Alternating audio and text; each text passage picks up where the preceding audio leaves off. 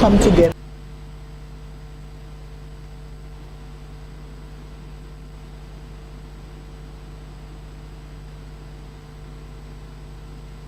Ça c'est Sénat là aujourd'hui, nous gagnons en session.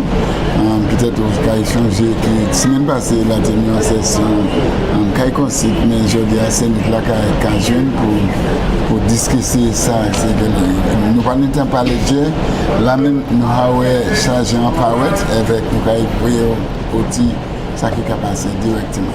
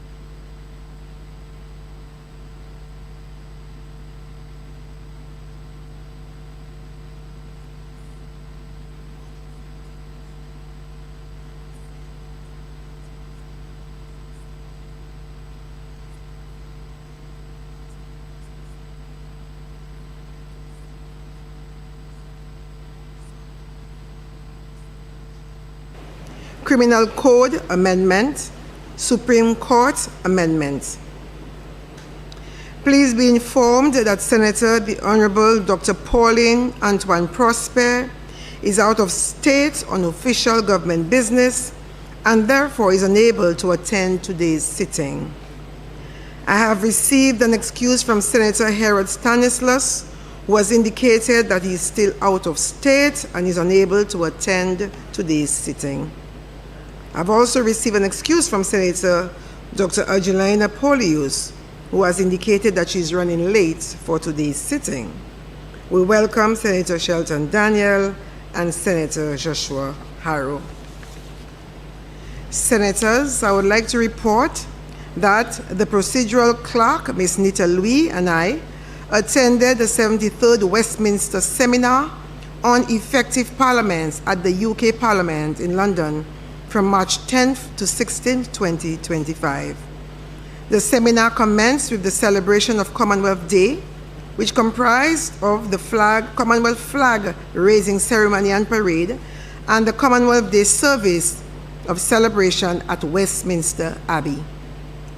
At the seminar, I was charged with the responsibility of chairing the session on holding the executive to account, where delegates shared the experiences on fostering dialogue of good practices, challenges, and innovative approaches in ensuring accountability, transparency, and effective scrutiny of the executive branch. Other sessions included the role and responsibilities of parliamentarians and clerks, pressures on a parliamentarian, leadership and communication, committee hearing exercises, committee recommendations and follow-up, parliamentary culture and inclusiveness, parliament outreach, and artificial intelligence in parliaments. I was especially pleased to have attended the Prime Minister question sessions live in the House of Commons and the outreach in practice session by accompanying a Member of Parliament, Dame Emily Ann Thornberry, around her constituency of Islington and Finsbury. It was refreshing to speak to young students at the Laycock Primary School in Islington, who gifted me with the paintings of St. Lucia. These paintings shall be on display in the Parliament. While in London, we attended a brief ceremony to mark the investiture of Sir Errol Charles, Governor General of St. Lucia, with the honor of Knight Grand Cross of the Most Distinguished Order of St. Michael and St. George. The ceremony was held on March 13, 2025 at the office of the High Commission of St. Lucia. On behalf of the Senate, we extend congratulations to His Excellency. I wish to thank Senator Ember Charles and Senator Kejiana Toussaint-Challery for the comprehensive report on their parliamentary travel to Valletta, Malta for the Advanced Professional Development and Skills Building Residency Program. The report has been circulated to senators. Senators, you may have noticed that a welcome sign has been erected near the barrier. This is part of our continuing efforts of enhancing Parliament's surroundings. Statements from parliamentary secretaries. Honorable Leader of Government Business.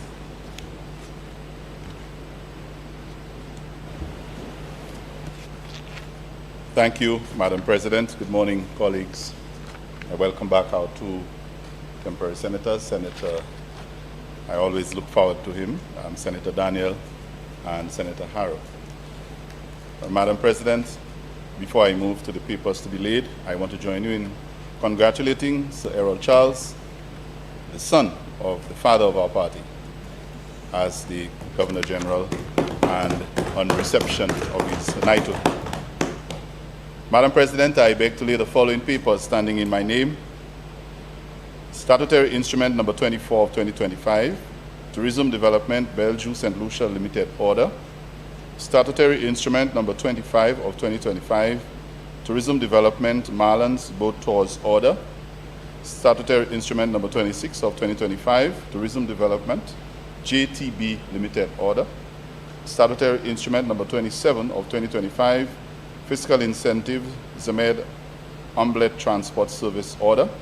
Statutory Instrument Number 28 of 2025, St. Lucia, Export St. Lucia Appointment of the National Export Council Number 2 Order.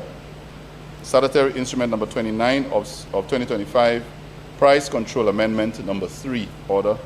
And Statutory Instrument Number 30 of 2025, Excise Tax Amendment of Schedule 1, Number 3 order.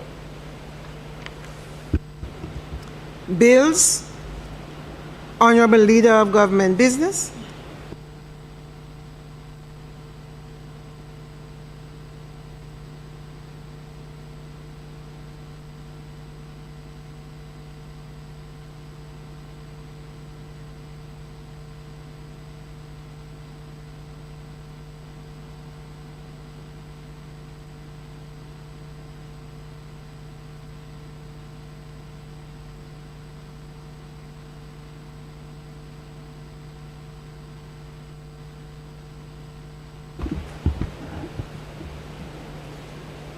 Thank you, Madam President. Madam President, I beg to present for second reading a bill shortly entitled Sovereign Wealth Fund of St. Lucia.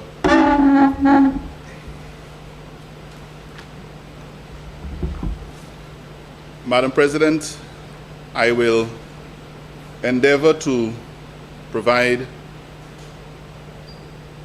the explanations, so to speak, and the context within which this bill comes to this Parliament. And you would have noted, Madam President, that this bill had been previously circulated. Just trying to make sure that we're comfortable. Okay.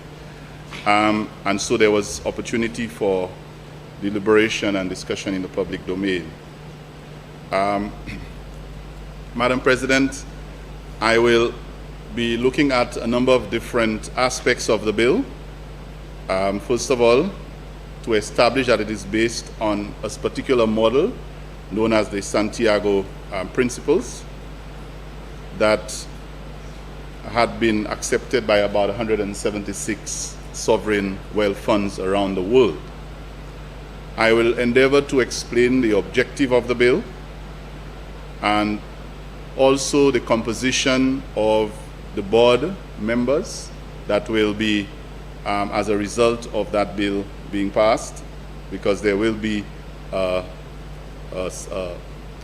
setup of a board of, if you can call it a board of directors, or a board that will govern the functions. I will also explain the powers of that board, the terms of the appointment of the members of that board, the format for meetings.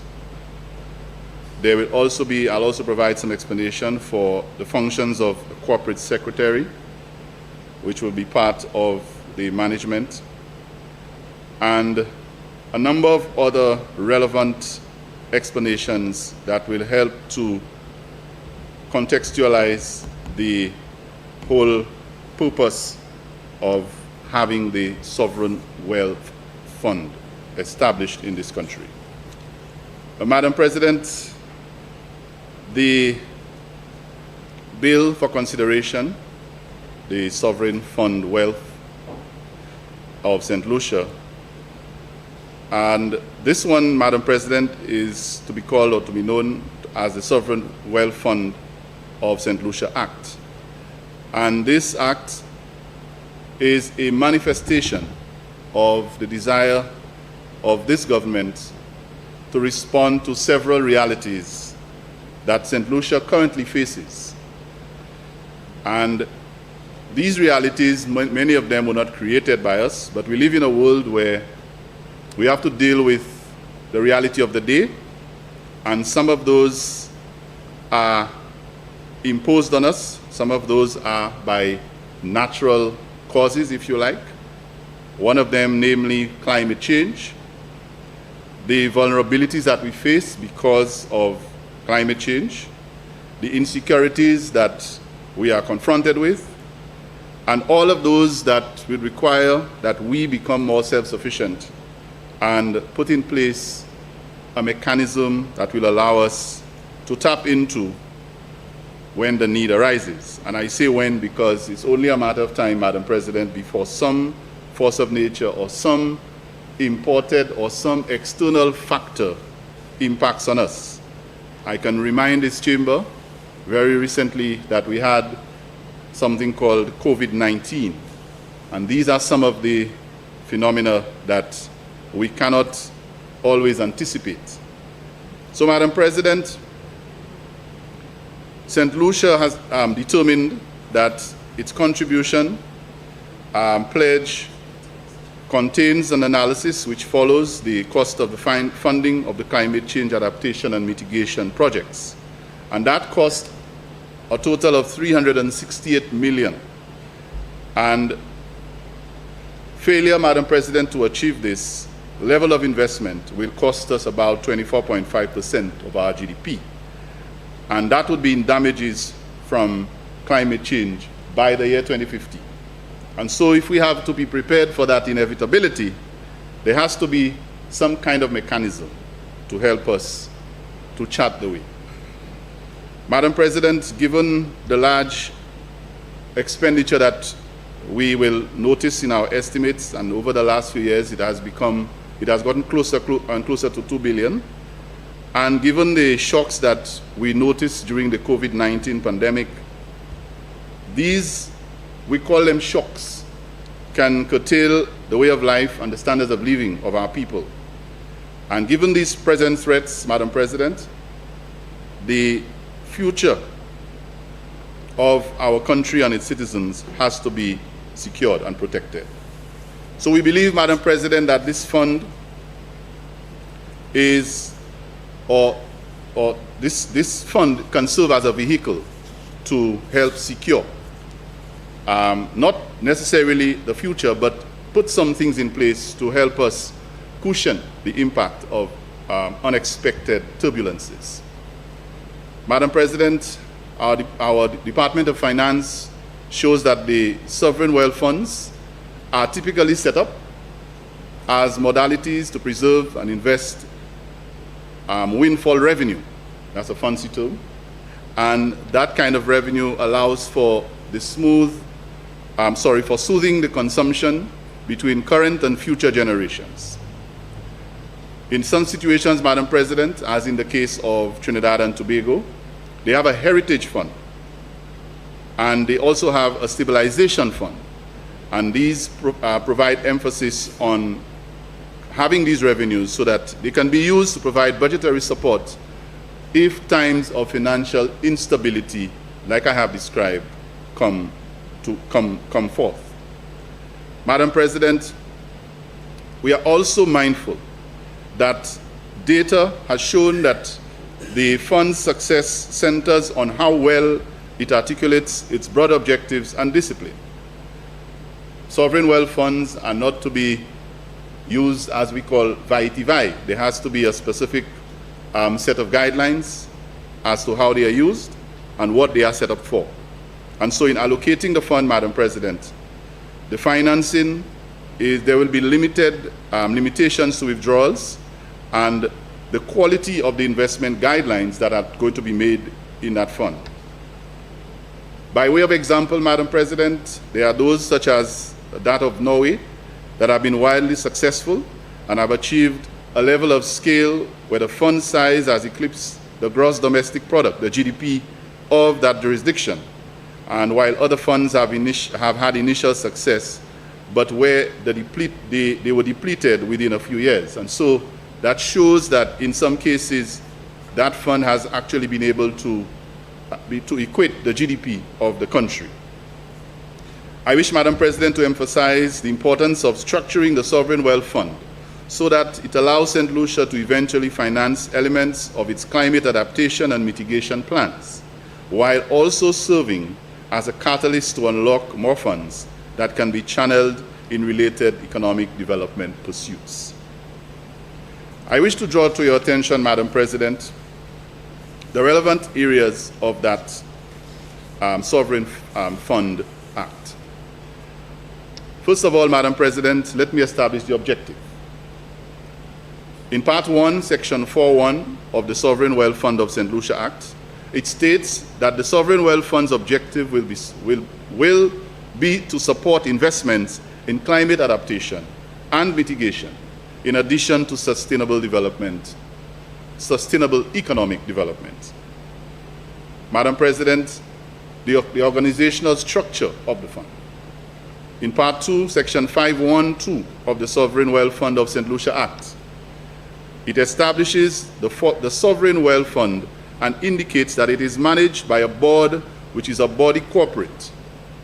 Madam President, Part 2, Section 6 and 13 go on to indicate that the operations of the fund will be managed by a 9-member board comprising persons with demonstrated competencies in financial management, economics, accounting, law, and investment management, and with a minimum experience of 10 years in the aforementioned fields.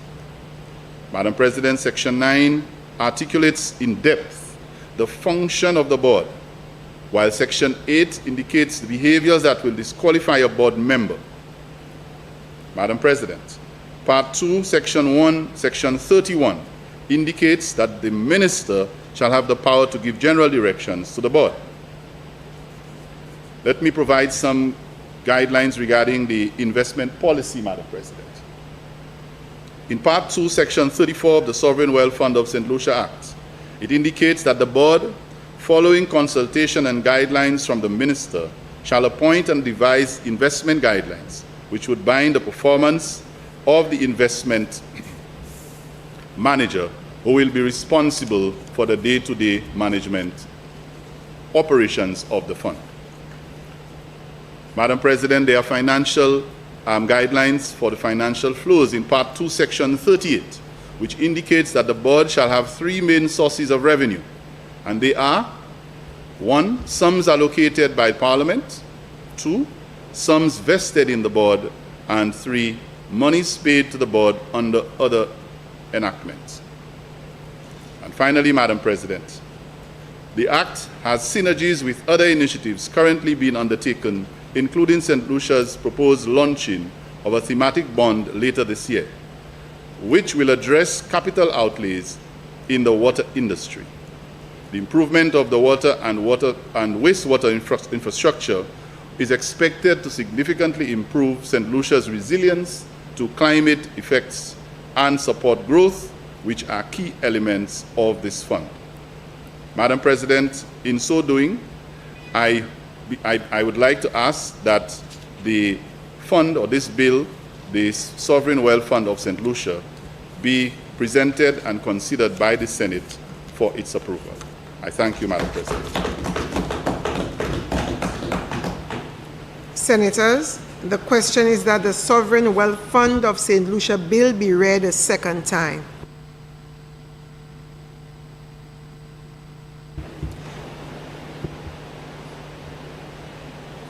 Senator Charles.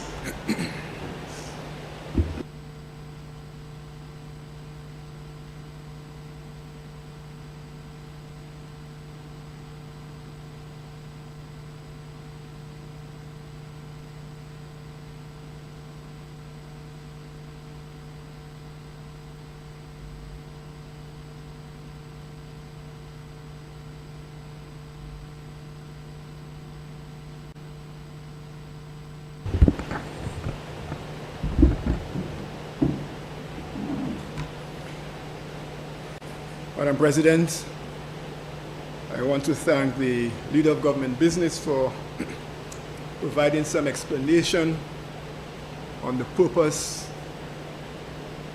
of the Sovereign Wealth Fund. I think I want to add my voice to the discussion nationally and globally about the significance of the impact of climate change on our world. I think it's something we take for granted, particularly as you have had lots of instances of fake news about whether climate change is a fiction of the imagination or whether it is real.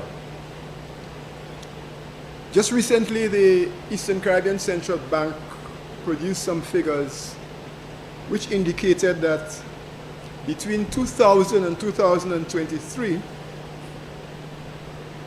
an estimated 793 climate events had an impact on the Caribbean. Tropical storms alone resulted in losses of $181.3 billion US. That's what has passed, Madam President. The bank further went on to do a risk assessment indicating that if in 1 year a climate event hits each Caribbean country, the estimated impact will be $1,127.4 billion. We all have our way of doing our mathematics. I think we can work it out. This is US dollars. The fact is that the world has become so used to discussions about climate change that almost every other day we hear news of a new fund being developed or established, notwithstanding the fact that those funds which are already established are not even fully resourced. We know, for instance, in 2015, when countries around the world pledged in Paris to commit $300 billion annually to climate adaptation and mitigation programs. To date, I'm not too sure if the percentage of what has been provided exceeds 10%.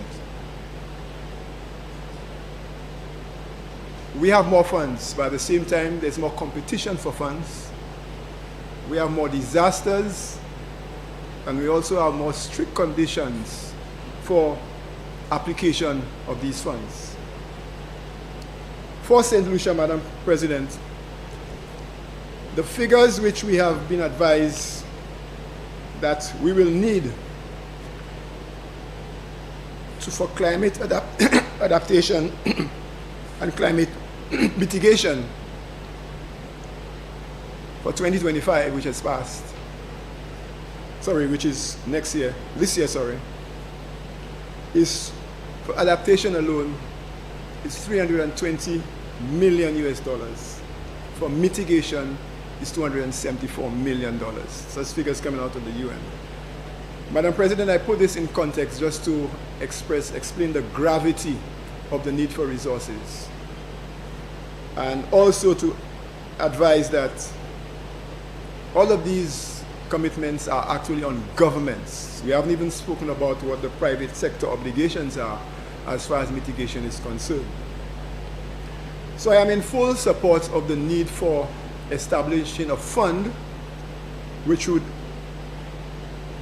help our countries address these issues. The fund itself specifically outlined as its purpose two primary functions.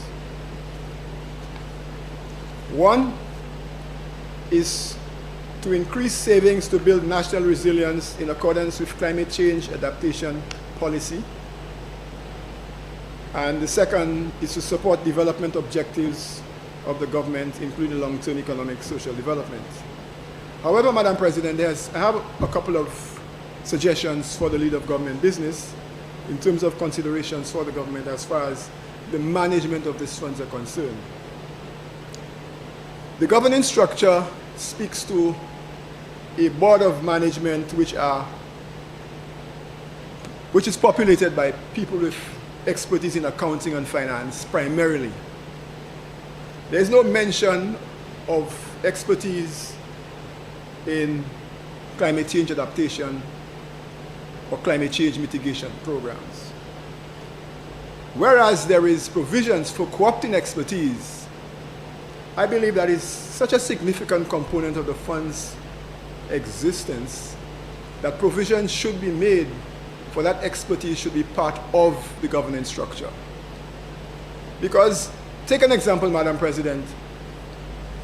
Someone comes to the government of St. Lucia with a very attractive program to invest in oil, or oil drilling, or development of some invention which would utilize lots of gasoline, which would add essentially to our emissions in the atmosphere. Probably giving you returns of 19%, 20%. Will you invest in this? Because you're trying to use the money to solve these very problems.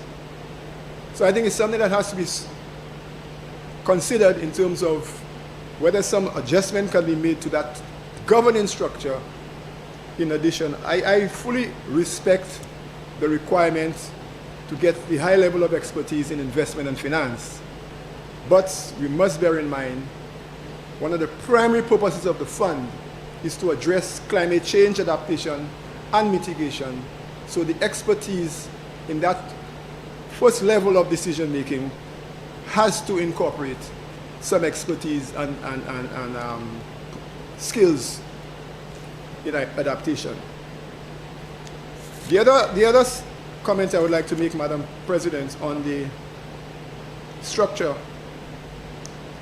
it speaks a lot to the role of the minister on the advice of the board.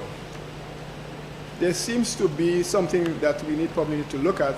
If we look at section 31, whereas the board is to advise, provide policy advice to the minister, section 141 specifically states, the minister shall, in consultation with the chairperson, give the board directions of a general character as to the policy to be followed in the performance of its functions in relation to matters appearing to him or her to concern public interest, and it goes on to state, however, Madam President, in section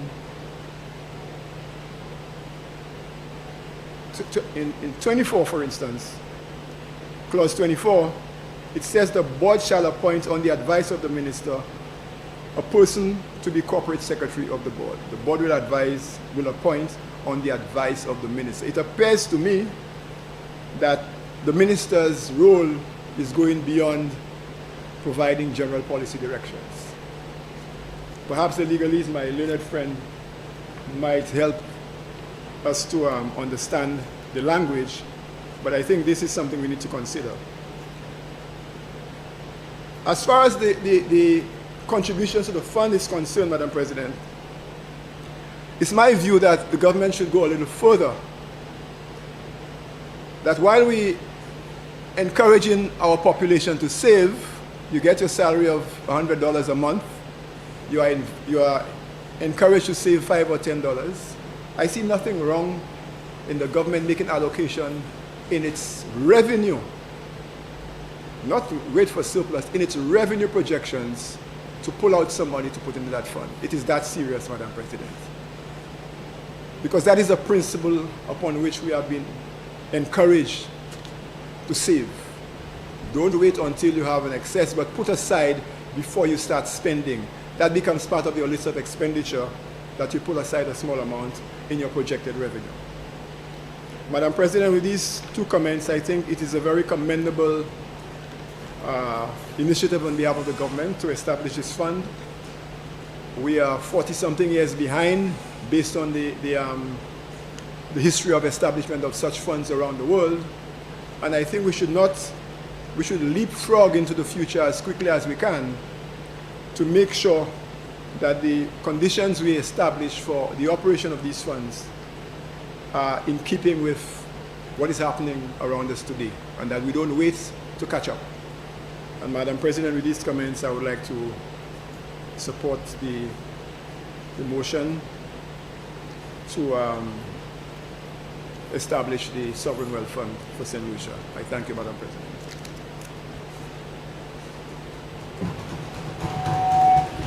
Senator Daly.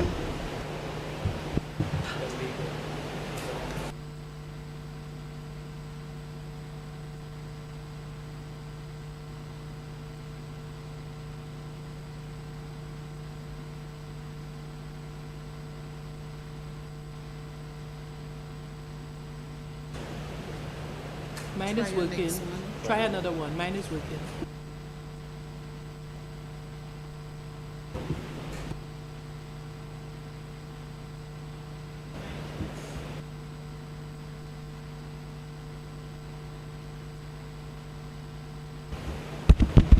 Mine is working.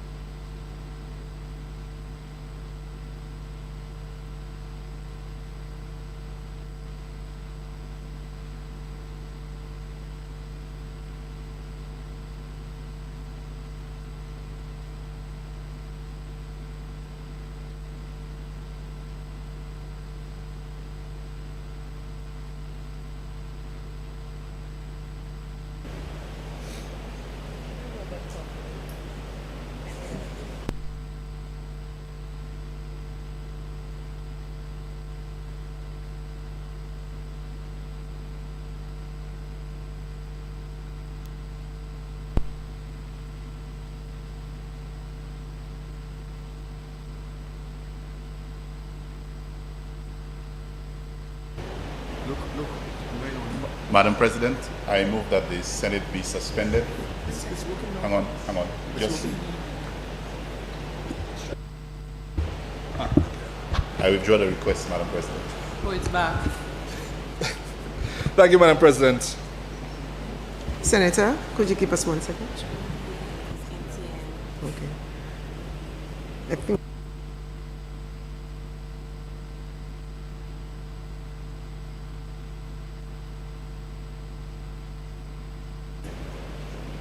Madam President, I move that the Senate be suspended for 10 minutes.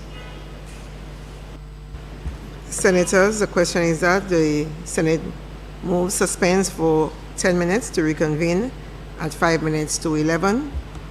All those in favor? On the contrary? I think the ayes have it.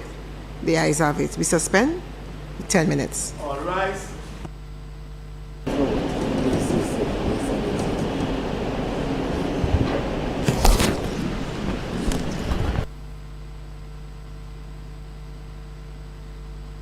Comme nous dit, qu'à apporter qui nous ici à Sénat là, ça c'est un Parlement avec Jordia. Yo commencé peut-être bonnet, c'était intéressant qu'ils ont commencé assez bonnet Jordia peut-être yon ka après disait mais l'année anti-interruption avec anti-problème technique avec anti-pause pour manger un problème là avec en 10 minutes pour continuer. Mais durant enfin, après ils ont commencé, ça qui était fait, c'était premier, ça c'est chef face à l'opposition, sénateur Guillaume Ferdinand, qui a présenté ça c'est le fond pour mettre l'argent à sous réserve pour payer, particulièrement en cas d'exercice avec bagaille comme ça. Il présentait ça avec premier moment qui répondre puisque après il présentait c'est même Sénat là qui a discuté comme ça, il a dit qu'on peut débat. Le débat a commencé avec le sénateur Amber Charles. C'était le premier monde qui a commencé à parler à sous présentation chef face à l'opposition pour établissement le fonds réserve, ça veut dire que un sovereign wealth fund, on va dire en anglais. Avec il supportait, il va ici pour lui quand même, il parlait en chai à sa significance. Ça nous a dit c'est l'argent, ça c'est effet un changement climat, côté à chaque désastre. Avec il parlait à son rapport qui était fait par banque ICCB avec manière et la quantité d'argent qui a dépensé en région par désastre. C'est ça qu'il a fait. Avec il a un chai limo combien de billions de dollars à différents cas. Avec il dit ça qui a concerné ces pays. Alors il est nécessaire, il fait tout ça qu'il a dit pour manière importante pour ces pays. Mettez l'argent, particulièrement simplicité, mettez l'argent à ce côté pour un cas comme ça. Quand même, il dit qu'il a concerné qui en management, ça c'est à ce bout-là, qui a gardé, qui a managé le fonds ça là. Il va être nécessaire pour nous un monde qui étudie, qui bien étudié en affaires, en changement climat, avec il dit là, il y a plusieurs autres monde comme avocats, différents autres monde. Mais il partit il y a un monde qui comment dire étudié spécifiquement en affaires ça là. Virgin? Yes, that was one of his suggestions, that somebody qualified in climate mitigation and adaptation policies be included on the board, since the composition of the board consisted mostly of people skilled in finance. He had a second suggestion where he made reference to the act and to the bill, and its recommendation that the corporate secretary would be appointed by the by the minister, he would advise the board on the corporate secretary. And he said he was questioning, he had deferred to the independent senator, he said, who perhaps legally could shed some light. And he had a third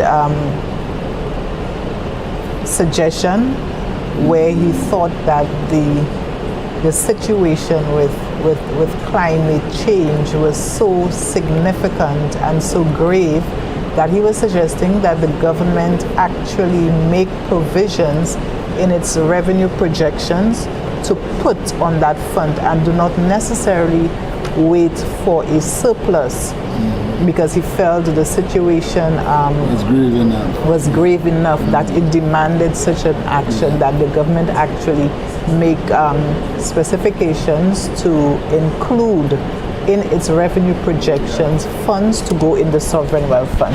Well, as Michael was saying, we are suspended for 10 minutes, and just before we take a break here ourselves, it is important to note that the government senator,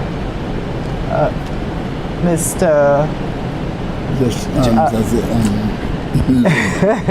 The government senator Gideon Ferdinand, he had read he had outlined the purposes of the bill, the board composition, the structure. He had gone into detail, and he was very succinct in the purpose of the bill.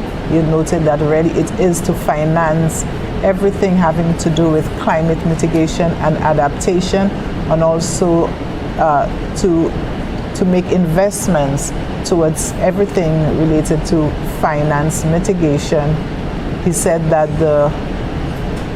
there will be a board in place that would consist of 9 members, and he said that the bill was based on prior model that several countries, more than 100 countries, had followed, and this was the pattern that St. Lucia was seeking to adopt in establishing its own sovereign wealth fund. Just as we broke the independent senator, Senator Lee was about to give his contribution, and we are assuming that once we resume, that he will continue his contribution. So as we speak, the technicians are busy trying to ensure that the mics are coming back on, and then we have some sound and some technical smoothness so we could continue with the proceedings of the Senate today.